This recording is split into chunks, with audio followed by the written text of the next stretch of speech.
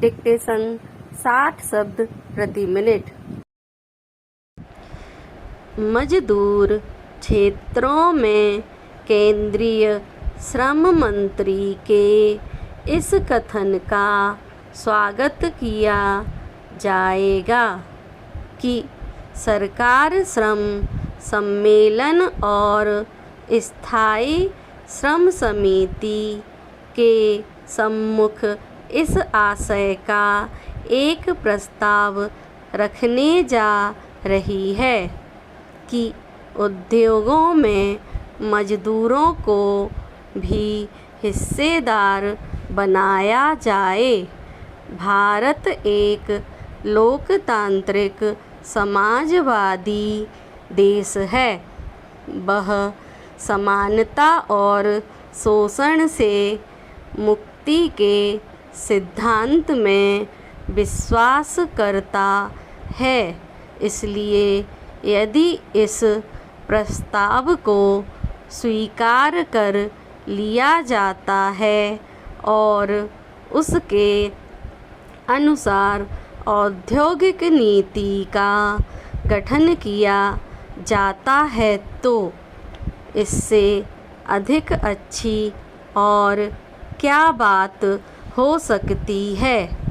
जहाँ तक औद्योगिक प्रबंध में मजदूरों के भाग की बात है, सन 1947 में सरकार ने यह कानून बनाया था कि जिन कारखानों में आवश्यक समझा जाए वहाँ श्रम समितियाँ बनाई जाएं।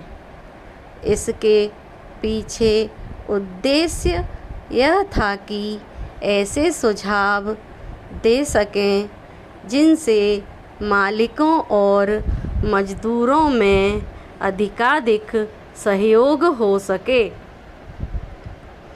उनको कोई विशेष लाभ नहीं हुआ और यही कारण था कि उसके 10 साल बाद एक त्रिपक्षीय वार्ता एवं अध्ययन के बाद मालिक मजदूरों तथा संयुक्त प्रबंध समितियों के निर्माण का विचार रखा गया।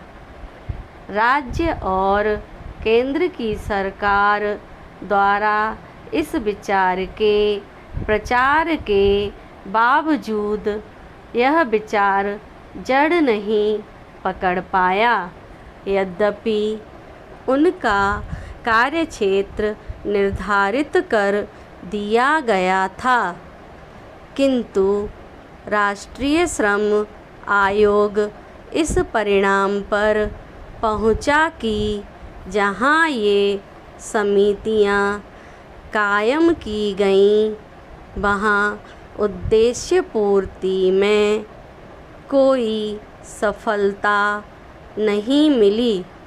स्वयं श्रम मंत्री ने यह प्रकट किया कि केवल 35 सरकारी उद्योगों में इस प्रकार की संयुक्त प्रबंध समितियां कायम हो सकीं और उनका काम बहुत निराशाजनक रहा। औद्योगिक लोकतंत्र की दिशा में वह एक कदम था, परंतु वह आगे न बढ़ सका। अब पुनः कुछ दिन पूर्व श्रम मंत्री ने घोषणा की थी कि सरकार ने उद्योगों के प्रबंध में मजदूरों को शामिल करने का निश्चय किया है और इसके लिए प्रशासन सुधार आयोग की सिफारिश के अनुसार कारखाने के निदेशकों में से एक मजदूरों का प्रतिनिधि रखेगी।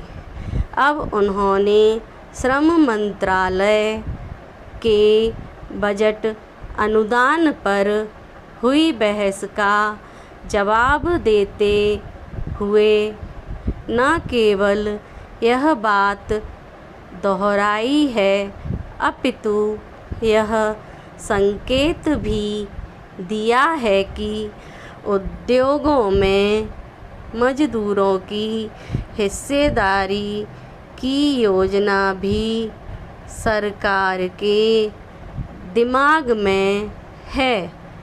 कहना न होगा कि यदि यह योजना कार्यान्वित कर दी गई तो प्रबंध और मिल्कियत दोनों में मजदूरों की साझेदारी होने से औद्योगिक क्षेत्र में एक क्रांतिकारी युग का श्री गणेश हो जाए।